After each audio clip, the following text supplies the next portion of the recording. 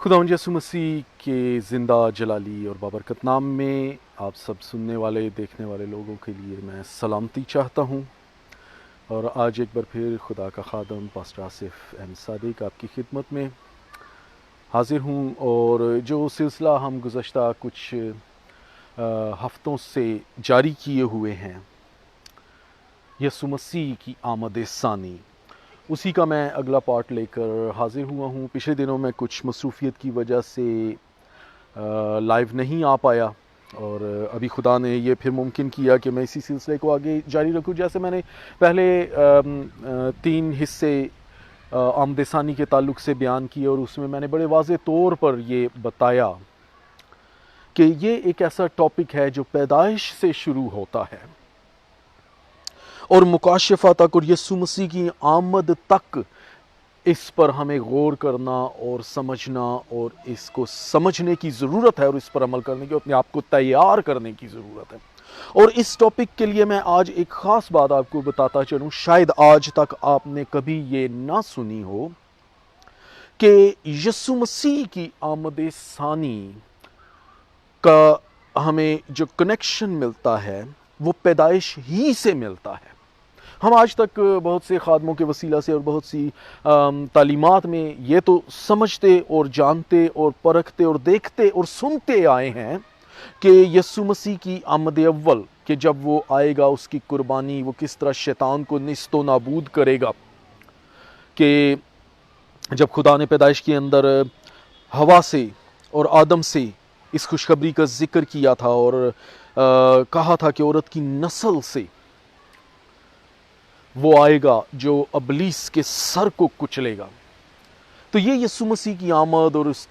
उसकी फतह मौत और कब्र पर के ताल्लुक से। लेकिन अगर हम खुदा के कलाम को गहराई के तौर पर देखें तो हम देखते हैं कि हनूक ने भी यसु मसीह की आमद के बारे में बयान किया है। हनूक का हवाला हमें सिर्फ पैदाइश और उसके बाद जाकर मुकाशफा से पहले जो यहूदा का आम ख़त है उसके अंदर मिलता है। और हनूक जो है वो आदम से 7वीं पुश्त के अंदर था, और आदम के दौर के अंदर उसने यसु मसीह की आमद सानी का जिक्र किया था। मैं ये हवाला आपके सामने पढ़ना चाहता हूँ ताकि इससे पहले कि हम अपनी आमद सानी के इस गहरे टॉपिक की तरफ चलें और अपने आप को तैयार करें, क्योंकि यसु मसीह की आमद बहुत नज़दीक है। तो मैं ये पढ़ना चाहूँगा कि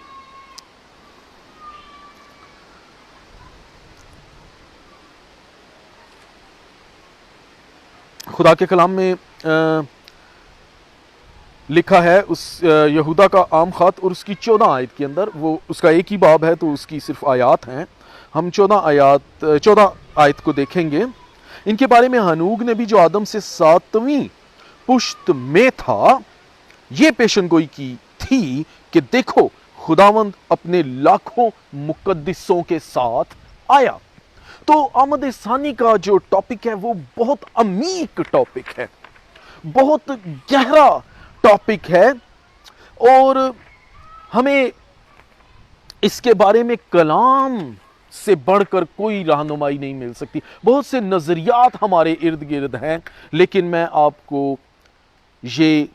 नसीहत करना चाहता हूं कि खुदा के कलाम की तरफ तवज्जो दें। बाइबल खुद यसु मसीह की आमद सानी के बारे में हमें बड़े गहरे तौर से सिखाती, बताती और समझाती है। आमद सानी के ताल्लुक से जो गुज़श्ता 3 हिस्सों में मैंने कलाम किया, उसमें हमने पहले तिस्सलुनीकियों के ख़त पर ख़ासी सेर हासिल बहस की, गुफ्तगू की है। उसमें से हमने देखा कि यसु मसीह की आमद कैसे होने वाली है और हमें इस अखीर दौर के अंदर किस तरह उसकी आमद के लिए तैयार होने की ज़रूरत है। और आज मैं इसी पहला तिस्सलुनीकियों के ख़त उसके 5वें बाब को आज टच करूंगा और उसकी पहली 5 आयत मैं आपके सामने पेश करूंगा। 5वें बाब की तिस्सलुनीकियों के नाम पौलुस रसूल का पहला ख़त उसके 5वें बाब की पहली आयत से लिखा है, मगर है भाइयों इसकी कुछ हाजत नहीं कि वक्तों और मौकों की बाबत तुमको कुछ लिखा जाए, इस वास्ते कि तुम आप खूब जानते हो कि खुदावन का दिन इस तरह आने वाला है जिस तरह रात को चोर आता है। جس وقت لوگ کہتے ہوں گے کہ سلامتی اور امن ہے، اس وقت ان پر اس طرح، یہ لفظ غور کیجئے گا، ان پر اس وقت اس طرح ناگہاں ہلاکت آئے گی جس طرح حاملہ کو درد لگتے ہیں، اور وہ ہرگز نہ بچیں گے۔ لیکن تم اے بھائیو تاریکی میں نہیں ہو کہ وہ دن چور کی طرح تم پر آ پڑے۔ تم اے بھائیو، یہاں لوگوں کا ذکر پہلے کیا اور وہ ہرگز نہ بچیں گے، اس کے بعد ایمانداروں کا ذکر کیا جا رہا ہے، لیکن تم اے بھائیو تاریکی میں نہیں ہو کہ وہ دن چور کی طرح تم پر آ پڑے، کیونکہ تم سب نور کے فرزند ہو اور دن کے فرزند ہو۔ ہم، یہاں وہ اپنے سمیت تمام ایمانداروں کی بات کر رہے ہیں، ہم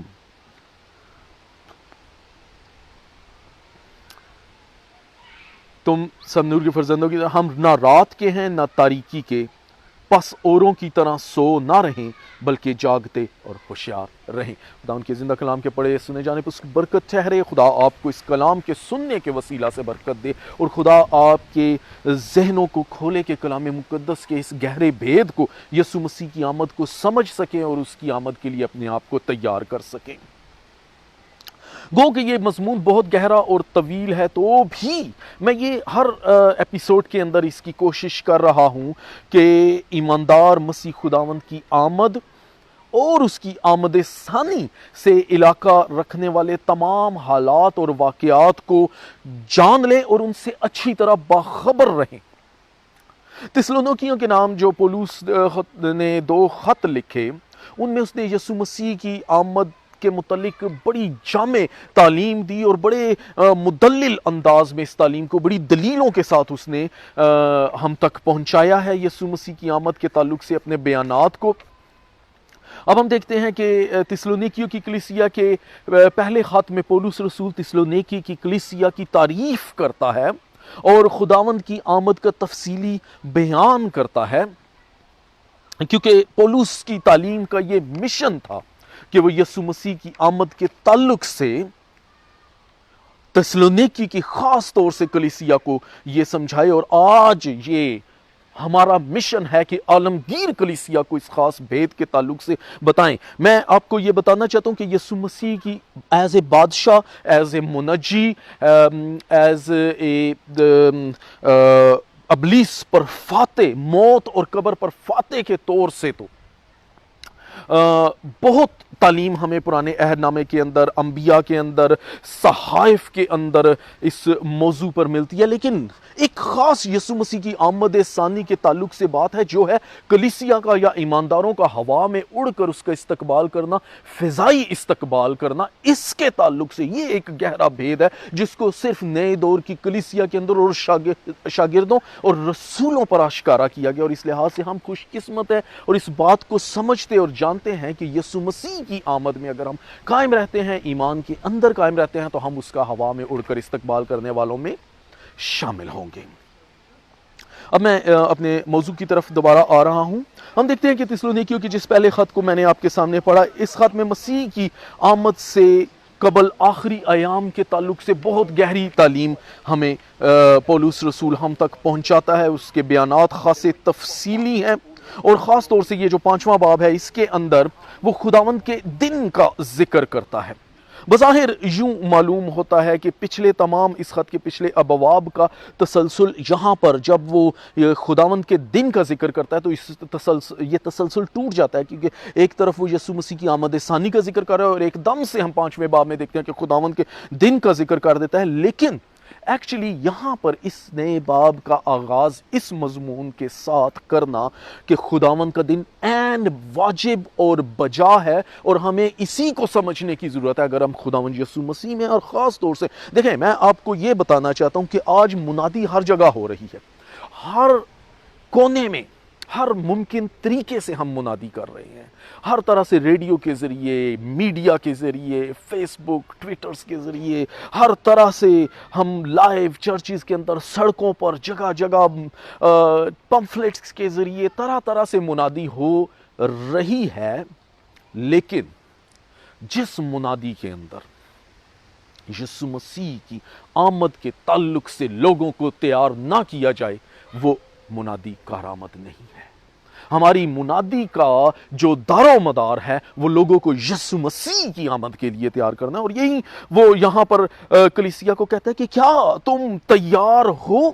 اس لحاظ سے ہمیں اس باب میں یسوع مسیح کے تعلق سے جو پولس لفظ بیان کرتا ہے خداوند کا دل بالکل بجا اور درست معلوم ہوتا ہے، اور وہ مسیح کے فضائی استقبال کی بات کو چھوڑ کر خداوند کے دن کی بات کرنا شروع کرتا ہے۔ ایک سچے ایماندار کے لیے یسوع مسیح کا جو استقبال ہے یہ ایک بڑی تسلی بخش امید ہے، لیکن جو مسیح سے باہر ہیں ان کے لیے اس کا کیا مطلب ہے؟ یہ ایکسپیرینس میں نے یہاں پر اپنی لائف کے بڑے ایکسپیرینسز کو اپنی مختلف ڈائریوں میں کوٹ کیا ہوا ہے، اور میں نے سن 2002 میں بدھ کے روز 20 مارچ کو میں نے رویا میں کلیسیا کا اٹھایا جانا اور یسوع مسیح کا استقبال ایک روحانی طور پر دیکھا۔ شاید یہ میرے ذہنی خیالات کا ایک تصور تھا کہ میں ان دنوں میں یسوع مسیح کی آمد کے تعلق سے بہت گہرے طور پہ تعلیمات حاصل کر رہا تھا، میں ریسرچ کر رہا تھا، مسلسل میں بائبل میں اس چیز کی کھوج کرتا تھا اور اس کے بارے میں تیار ہو کر میں بہت سی جگہوں پر کلام سناتا تھا، یا خداوند کا یہ فضل خاص مجھ پر ہوا۔ تاہم میں یہ سمجھتا ہوں کہ ایک سچے ایماندار کے لیے مسیح کا فضائی استقبال ایک تسلی بخش پر تسلی امید ہے، ایک ہوپ ہے، اور یہ بڑا پرفضل ہے، اور یہ اس دور کا آغاز ہے جس دور کا ذکر پرانے عہد نامے کے انبیاء نے،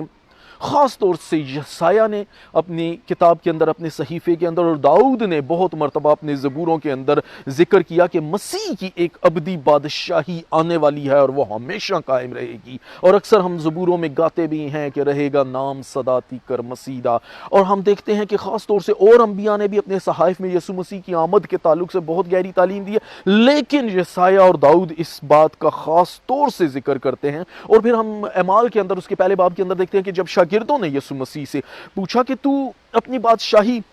کب قائم کرے گا، تو یسوع مسیح نے ان کو ایک لفظ کہا کہ ان وقتوں اور میعادوں کا، اعمال پہلے باب کی 7ویں آیت کے اندر آپ پڑھ سکتے ہیں، یسوع مسیح نے کہا کہ ان وقتوں اور میعادوں کا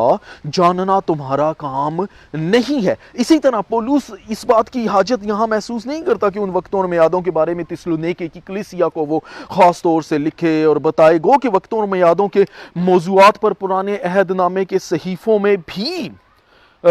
تعلیمات موجود ہیں، مگر فضائی استقبال یہ ایک گہرا بید، جیسے میں نے ابھی پہلے بھی کہا ہے کہ یہ ایک ایسا گہرا بید ہے جو صرف شاگردوں اور رسولوں اور ہم کلیسیا میں یسوع مسیح کے پاک لہو سے دھل جانے والے ایمانداروں پر ظاہر ہوا۔ اس سے پہلے پرانے عہد نامے کے انبیاء پر یہ بھید فضائی استقبال کبھی ظاہر نہیں ہوا تھا۔ اور 5ویں باب کی 2 آیت کے اندر پہلے تسلونیکی جو میں نے پورا حوالہ آپ کے سامنے پڑھا، اس کے مطابق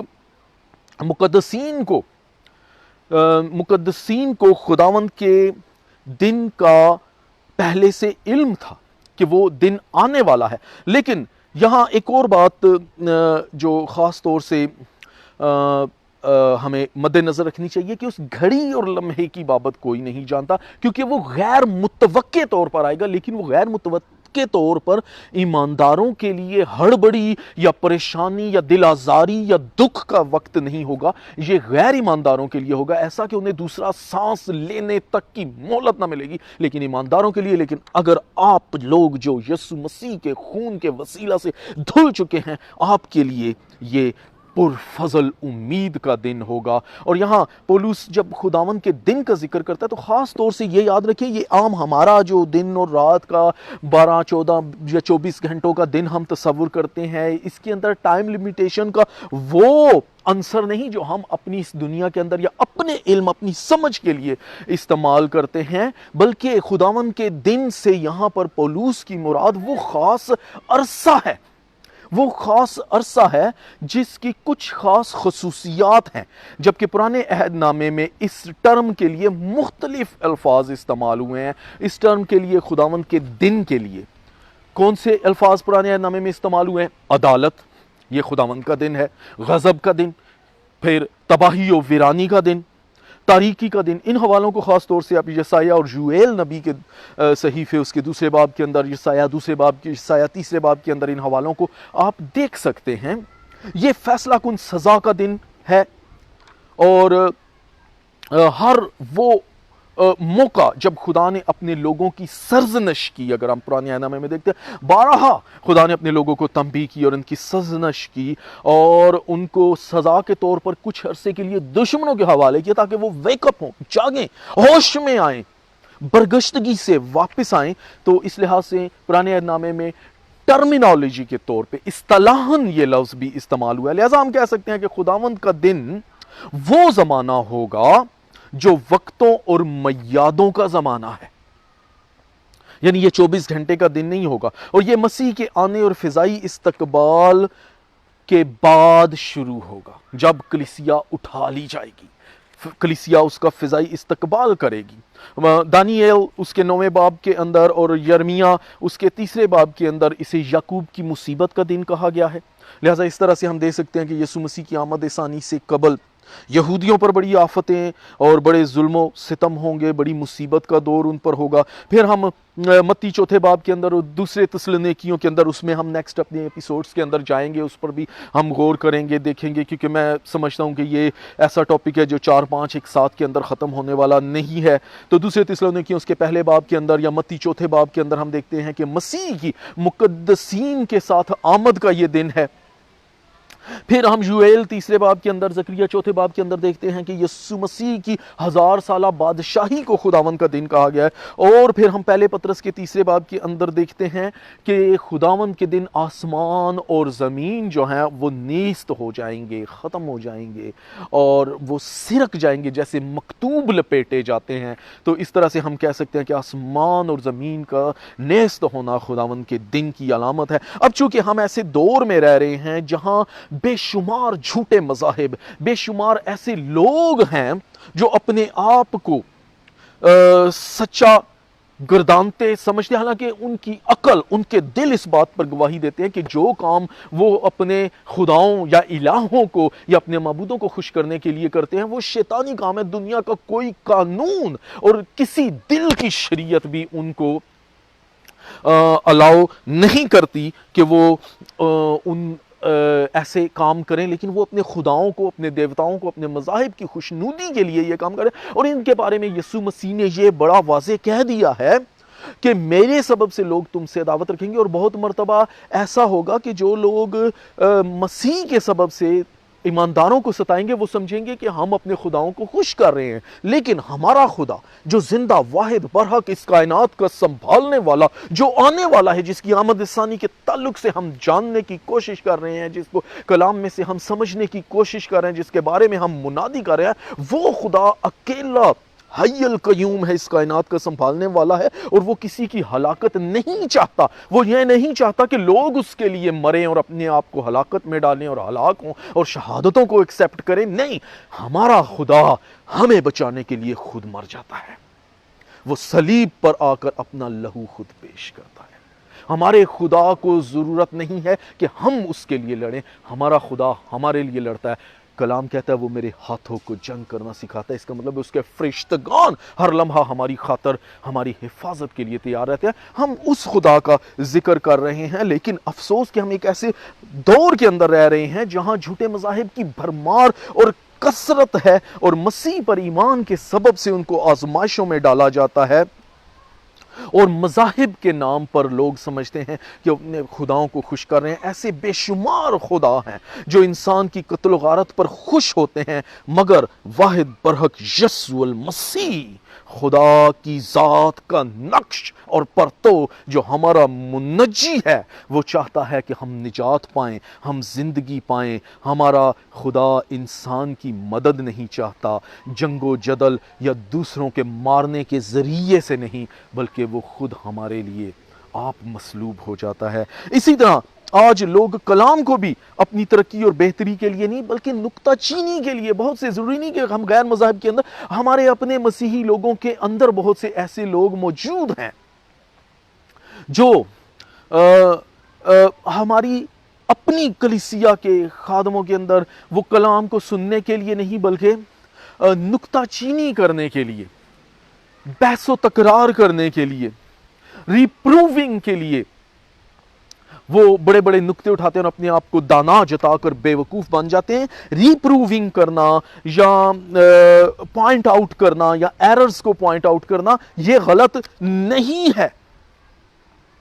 لیکن ہمیں جو امپورٹنٹ چیز ہے وہ یہ جاننا ہے کہ ہمارا مسیح میں کیا معیار ہے، مسیح میں ہم کون سا معیار رکھتے ہیں۔ اگر ہم ایماندار ہیں تو خداوند کا دن ہم پر ناگہاں آفت کے طور پر نہیں بلکہ تسلی بخش امید کے طور پر آئے گا۔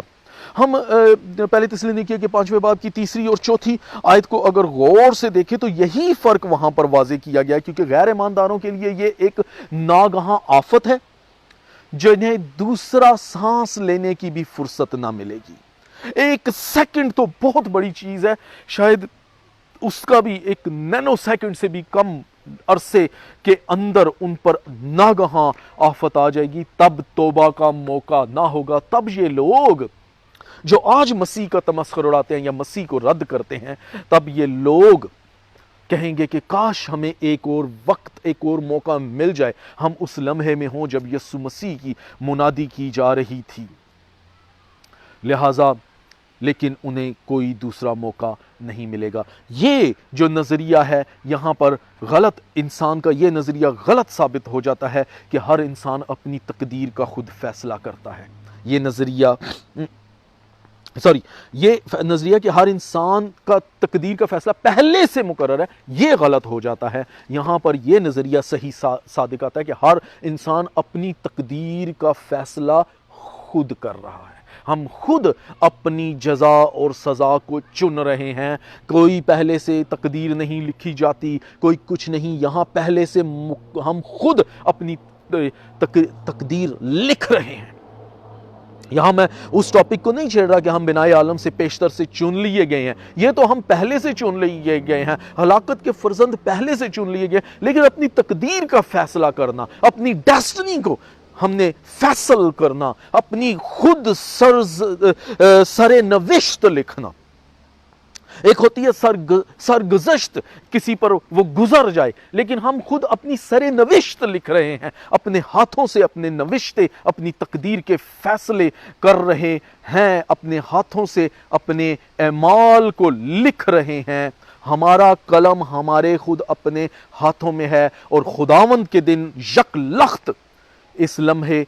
کے اندر ہمارا فیصلہ ہوگا، اور پھر ہمارے پاس واپسی کا یا کوئی ایسا اریزر نہیں ہوگا جس سے ہم مٹا سکیں لکھے ہوئے کو اور دوبارہ اس پر کچھ لکھ سکیں، اور یہ ایک دم سے ہوگا۔ ہمارے جب یسوع مسیح کا خدا کا دن آئے گا تو ہمارے فیصلوں پر صرف گیول ہوگا، جیسے عدالت کے اندر جج گیول کرتا ہے، ایک ٹیبل کے اوپر ہتھوڑا مارتا ہے اور فیصلہ سنا دیتا ہے، یہ ایک لمحے میں ہوگا، وہ اس میز پر گیول مار کر اپنا فیصلہ دے دے گا۔ تب توبہ کا موقع نہیں ہوگا، کوئی یہ عذر نہیں دے سکتا کہ مجھ سے گناہ لا علمی میں ہوا، کیونکہ ہم جو کچھ کرتے ہیں ہم خوب جانتے ہیں کہ ہم کیا کر رہے ہیں۔ بہت سے مذہبی ہونے کا دعویٰ کرتے ہیں، مگر یہ گارنٹی نہیں کہ حقیقی توبہ ان کے اندر موجود ہے یا نہیں۔ حقیقی توبہ تبدیلی کا باعث بنتی ہے۔ کیا ہم ایسے لوگوں کو دیکھتے ہیں جو روز توبہ کرتے ہیں اور ان کے اندر تبدیلی بھی آتی ہے؟ حقیقی توبہ تبدیلی یہ دل کا باعث بنتی ہے۔ ہم جان بوجھ کر اپنے نفس پر خوف اور غلامی کو حاوی کرتے ہیں، اور پھر ہم کیسے کہہ سکتے ہیں کہ یہ ہم سے ہو گیا؟ ہم خود اس کے سزاوار ہیں، ہم خود اس کے کرنے والے ہیں، اور ہم اس سے انکار نہیں کر سکتے۔ ہم اپنے خوف کی غلامی کے اندر رہ کر خدا کا انکار کرتے ہیں، لیکن ہم کب تک خدا کا انکار کرتے رہیں گے؟ کلام کے اندر یسعیاہ 28 باب کے اندر لکھا ہے، حکم پر حکم، قانون پر قانون، تھوڑا یہاں تھوڑا وہاں، کہاں سے ہم لے کر آ رہے ہیں، لیکن ہم نہیں ایکسپٹ کر رہے۔ ہمیں کلام کب تک سنایا جاتا رہے گا؟ افسوس کہ آج بہت سے لوگ سن کر سن ہو چکے ہیں، اس قدر سن ہو چکے ہیں کہ ان پر کلام کے گہرے بھید بھی اثر نہیں کرتے۔ ہم اپنی عیش و عشرت میں خدا کے دن کو بھول چکے ہیں۔ افسوس ہم لالچ کے لیے بلعام اور بلق کی راہ پر چلنے والوں میں شامل ہو چکے ہیں۔ بہت سے لوگ خداوند اور شیاطین دونوں کے پیالوں میں سے پینا چاہتے ہیں، لیکن کلام کہتا ہے کہ تم خدا اور شیاطین دونوں کے پیالوں میں سے نہیں پی سکتے۔ ہم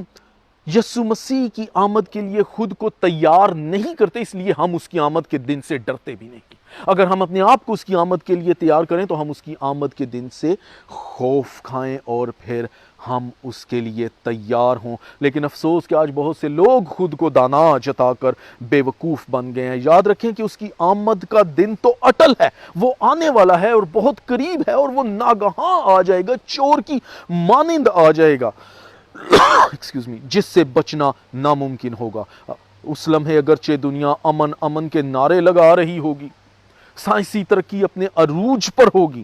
مگر خدا کے غضب سے نہ تو دنیا کے امن کے دائیوں کی بادشاہتیں اور نہ سائنسی عروج ہمیں بچا سکے گا یا کسی اور کو، اگر ہم خداوند میں نہ رہے۔ اس باب میں پولس دو طرح کے لوگوں کا ذکر کرتا ہے۔ پہلے وہ کہتا ہے وہ، اور پھر وہ ہم یا تم کا لفظ استعمال کرتا ہے۔ ایکسکیوز می، غیر نجات یافتہ کے لیے وہ قہر اور غضب کا دن ہے، لیکن ہم نجات پانے والوں کے لیے جنہوں نے یسوع مسیح کو قبول کیا ہے، یہ خدا کی برکت اور خدا کی سلامتی اور ایک پرامن امید کا دن ہے۔ خدا اس کلام کے وسیلہ سے آپ کو برکت دے۔ بہت جلد میں اسی سلسلے کو آگے بڑھاتے ہوئے آمد ثانی کو آپ کی خدمت میں حاضر ہوں گا۔ تب تک کے لیے مجھے اجازت دیجیے اور میرے لیے دعا کیجیے گا، میں بھی آپ لوگوں کے لیے دعا کروں گا۔ آئیے میرے ساتھ دعا میں شامل ہوں، ہم اپنے سروں کو جھکائیں، اپنی آنکھیں بند کریں اور خدا کے اس کھلے آسمان کے نیچے اس کی سلامتی اور اس کے فضل کو مانگیں۔ ہمارے نہایت ہی مہربان بزرگ جلالی وفادار لا تبدیل آسمانی پتا، تیرا شکر، تیری تعریف، تمجید، ستائش، مدح، سرائی، حمد اور جے جے کار کرتے ہوئے تیری حضوری میں زمین تک جھک کر تجھے سجدہ کرتا اور مبارک کہتا ہوں۔ پاک خدا، تیرے کھلے آسمان کے نیچے آتا ہوں، تیری تمام راہوں میں خدا اپنے آپ کو پیش کرتا ہوں، تیرا شکر کرتا ہوں تو جو کہ مبارک خدا ہے، جو ہمارے چہروں کی رونق، ہماری ہڈیوں کی تازگی اور ناف کی صحت ہے، جس کے وسیلہ سے ہم نجات پاتے اور خدا تیرے فضل کے اندر شامل ہو جاتے ہیں۔ یسوع کے نام میں خدا میں اس جگہ پر موجود تمام ماحول کے اندر خدا اس جگہ پر تیرے حضور کو، خدا تیرے حضوری کو محسوس کرتے ہوئے میں تیرے اعلیٰ الہی اتم اختیار کو لیتے ہوئے خدا باپ، بیٹے، روح القدس کے نام میں تمام جانوں کے لیے جو اس کلام کو سن رہی ہیں، دیکھ رہی ہیں اور جو بعد میں سنیں گے، دیکھیں گے، ان تمام جانوں کے لیے سلامتی کی دعائیں خیر چاہتا ہوں۔ یسوع کے نام میں خدا برکت اور سلامتی کی دعائیں خیر چاہتا ہوں۔ ان کے تمام مسائل کو تیری حضوری میں لاتا ہوں، کیونکہ تو حل مشکلات ہے، تو روغن بلسان سے زیادہ قوت رکھتا ہے، تو ہماری شفا کا منبع ہے۔ یسوع کے نام میں پھر مل بیٹھنے کے فضل کو، کلام کے پھر گہرے فضل کو جاننے کے موقع کو خدا ابھی سے روح القدس کی گہری قدرت میں جاری کر دیتا ہوں۔ ساری التجا کو سن اور قبول کر، یسوع مسیح ناصری کے نام سے، آمین آمین۔ Thank you, God bless you.